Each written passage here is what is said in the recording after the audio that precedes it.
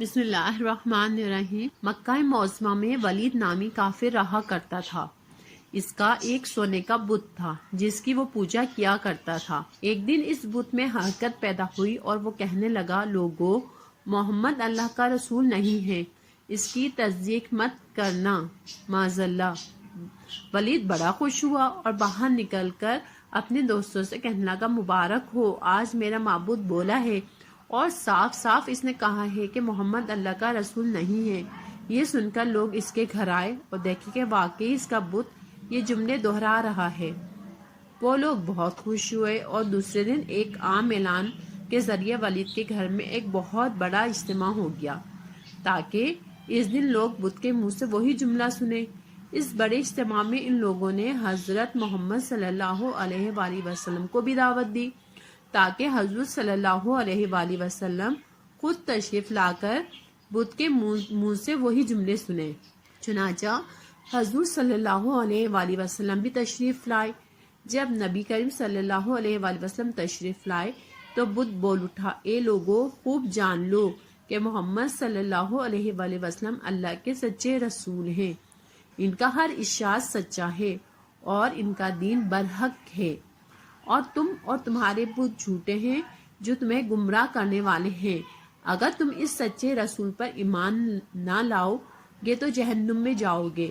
بس عقل مندی سے کام لو اور سچے رسول صلی اللہ علیہ وآلہ وسلم کی غلامی اختیار کر لو۔ بت کی یہ باتیں سن کر ولید بڑا گھبرایا اور اپنے معبود کو پکڑ کر زمین پر دے مارا اور اس کے ٹکڑے ٹکڑے کر دیے۔ حضور صلی اللہ علیہ وآلہ وسلم فاتحانہ طور پر واپس ہوئے تو راستے میں ایک گھوڑ سوار جو سبز پوش تھا حضور صلی اللہ علیہ وآلہ وسلم سے ملا۔ اس کے ہاتھ میں تلوار تھی جس سے خون ٹپک رہا تھا۔ حضور صلی اللہ علیہ وآلہ وسلم نے فرمایا، تم کون ہو؟ بولا، میں جن ہوں اور آپ کا غلام اور مسلمان ہوں۔ جبل طور میں رہتا ہوں، میرا نام معین بن الابر ہے۔ میں کچھ دنوں کے لیے کہیں باہر گیا ہوا تھا۔ آج گھر واپس آیا تو میرے گھر والے رو رہے تھے۔ میں نے وجہ پوچھی تو معلوم ہوا کہ کافر جن جس کا نام مسفر تھا وہ مکے میں آ کر ولید کے بت میں گھس کر حضور صلی اللہ علیہ وآلہ وسلم کے خلاف فضول گوئی کر گیا ہے، اور آج پھر وہ یہی بکواس دوبارہ بت میں گھس کر کرنے والا تھا۔ اس سے پہلے وہ آپ کے متعلق بکواس کرتا، یا رسول اللہ صلی اللہ علیہ وآلہ وسلم، مجھے سخت غصہ آیا۔ میں تلوار لے کر اس کے پیچھے دوڑا اور اسے راستے میں قتل کر دیا۔